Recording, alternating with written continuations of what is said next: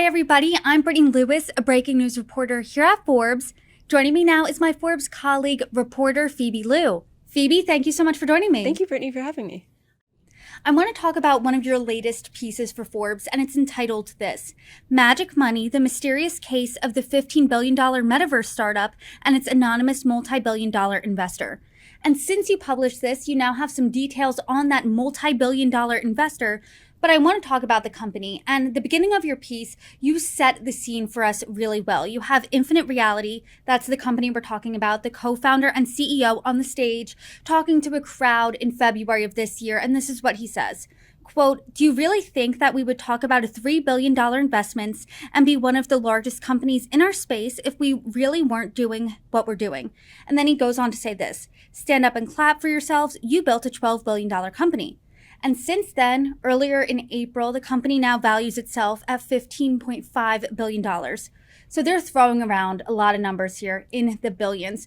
First of all, what does this company do? Yeah, so that is kind of a little bit of a complicated question to answer. The company does a lot of things. I believe it bills itself as kind of a leader in the next generation of digital media, e-commerce. They do some stuff with gaming, social media, and they don't use the word metaverse, but they do a lot of work in kind of the extended reality and augmented reality immersive experience spaces.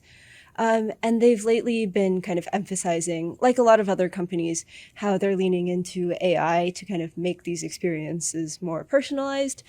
So a little bit on the history of the company. It started in 2019 when a group of people, including Infinite Reality's now CEO, John Akunto, bought kind of the assets of a social network called TSU. That company's whole thesis was kind of to give creators back more of the money that they were making off of social engagement, which is a really great thing. But giving creators 90% of a company isn't really a model for business success. So the company went bankrupt. These people bought the assets and kind of rebranded it. And I think over the years since then, mostly between early 2022 and now, the company has acquired a lot of other companies in kind of the metaverse, extended reality space, and some AI companies as well, and kind of morphed into, I guess, a platform or marketplace for people who want to kind of sell products or get into the immersive reality space. So they can kind of just reach out to Infinite Reality and say like, hey, we want to do this thing to create an immersive experience to drive client engagement or something like that. And ideally the company kind of helps them with that. And that's where they're trying to go from here. So Infinite Reality doesn't bill itself exactly as being someone in the metaverse space, but they deal with extended reality. Are they well known in this industry? What does that look like? Yeah, so I guess with the amount of money that they've raised and kind of the valuations that they've been advertised, basically that would be, so they've raised more than $3 billion. And according to kind of PitchBook estimates, the total amount of venture funding in the metaverse space in the last year is less than double that. So kind of the company would be a major industry leader and have made like a really big impression in the space. But we talked to kind of several investors or other founders who also have kind of leading companies in the space, and most of them hadn't really heard of Infinite Reality. We're not really sure why this is the case. I don't know if it has to do with the way their products are reaching certain audiences versus not, or how they're marketing, but that was kind of what they told us, that they had never really heard of the company.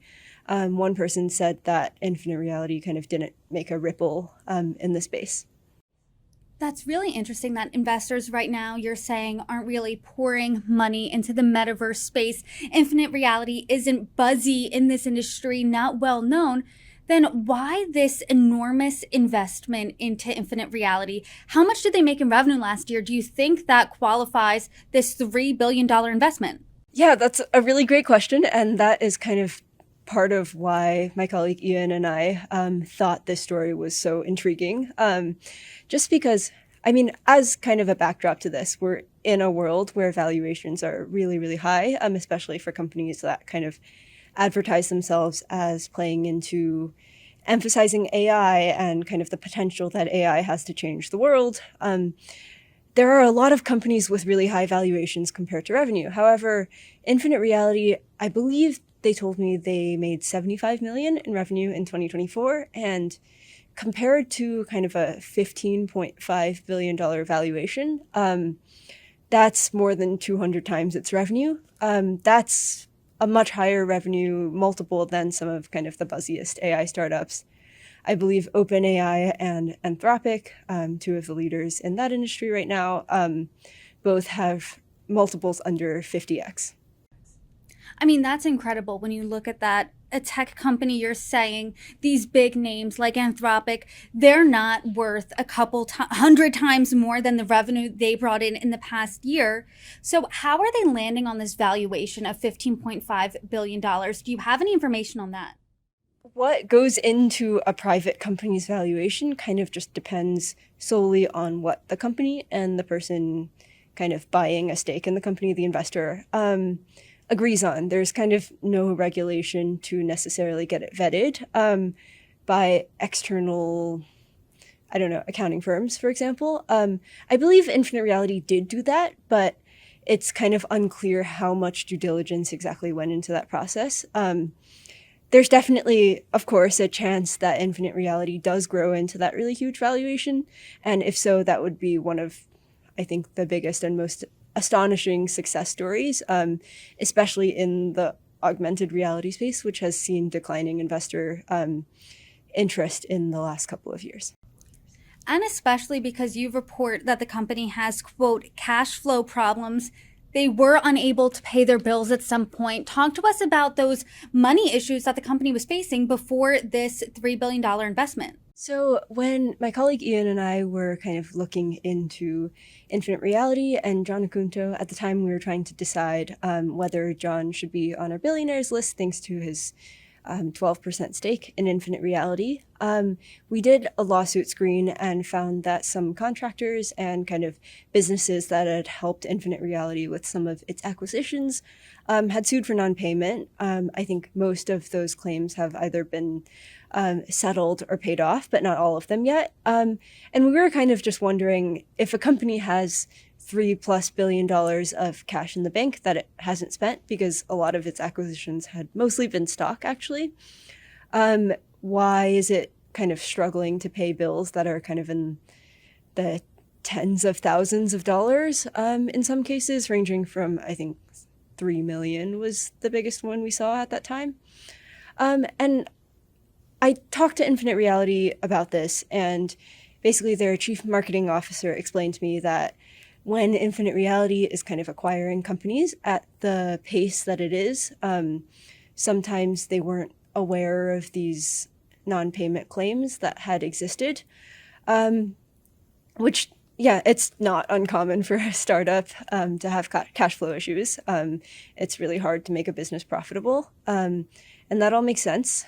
That said, there are still several claims of non-payment. There was one that was just filed in March of this year against the Drone Racing League, one of Infinite Reality's portfolio companies that it acquired last year.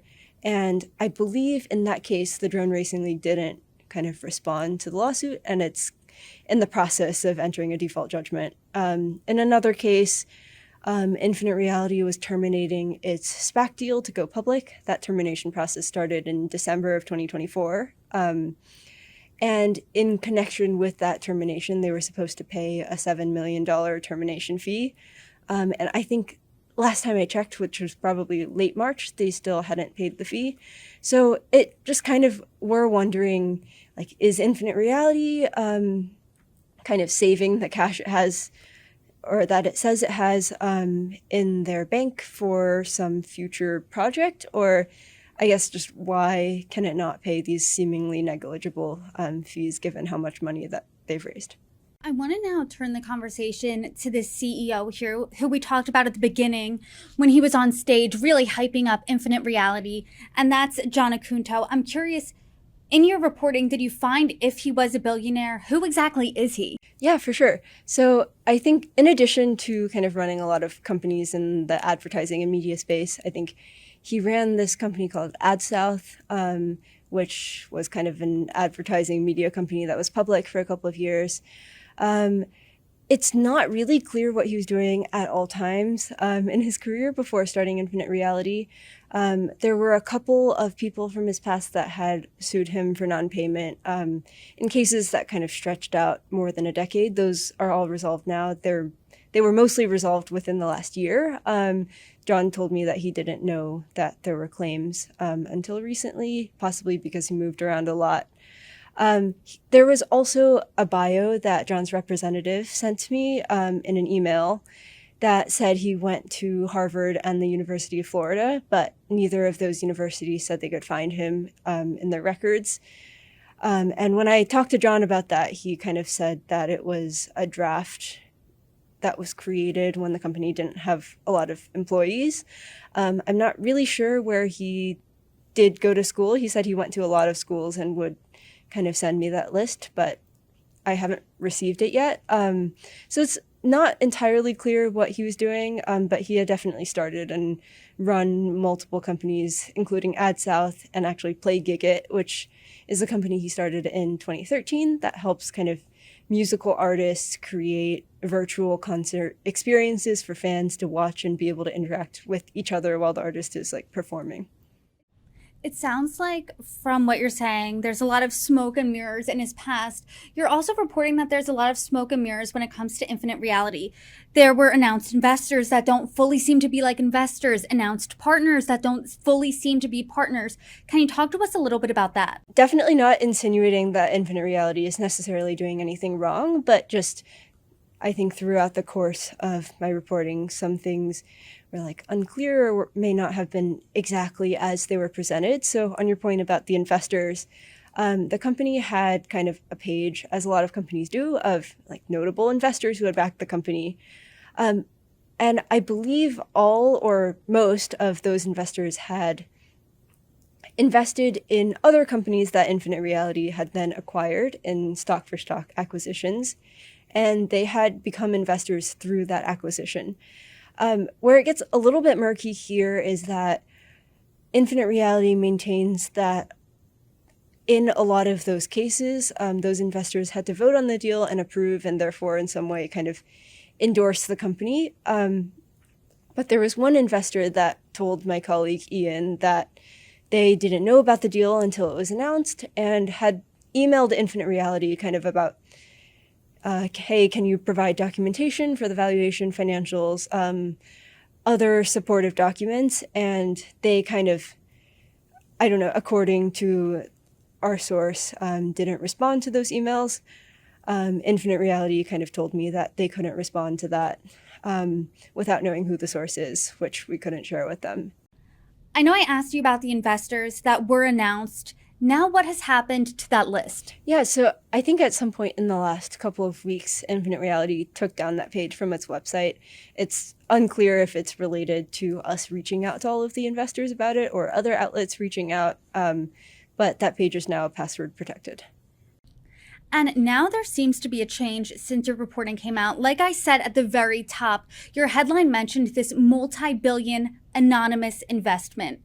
Since Forbes reported on this, that investor is now not anonymous, has been named. What details do you have about this investment? Yeah, for sure. So I think about an hour after we published our initial story about Infinite Reality, the company put out a press release kind of saying that the firm that represented the investor was Sterling Select, which is they described as an affiliate of Sterling Equities, which is the real estate focused firm co-founded by the former Mets owners, the Wilpon and Katz families. So they were kind of saying that it was related to those families. After doing a little bit more digging and kind of speaking to the lawyer of Sterling Equities, they clarified that Sterling Equities and Sterling Select are kind of separate entities, and the investment came from Sterling Select, which bills itself as kind of a venture development firm for very kind of early stage companies. They help mentor, sometimes they help companies solicit deals, and sometimes they back companies financially. And they were kind of saying that the $3 billion all came from Sterling Select. Sterling Select actually has a really long history with infinite reality in the sense that, according to kind of a court document, the firm helped co-found Rect, which was one of Infinite Reality's major acquisitions in 2022. And what would make Sterling Select exactly pour $3 billion into Infinite Realities? Aside from this long history there, is there any indication of what they saw in Infinite Realities that made them think, oh, this is a really good investment? That is the $3 billion question, and definitely something we're still trying to understand better, because it's kind of an incredible investment. I talked to several professors that were kind of like, this is one of the biggest deals of the last couple of years, regardless of how many investors were in the round. And for that to all come from one firm is pretty incredible.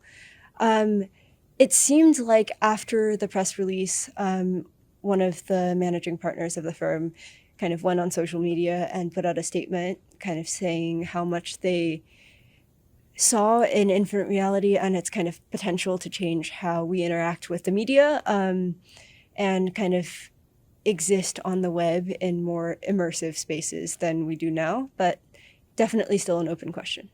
This seems to be somewhat of a historic investment, as you're saying, so I'm sure you will be following any developments to this story, and I hope we can continue the conversation. Phoebe, Lou, thank you so much for joining me. Thank you so much, Brittany.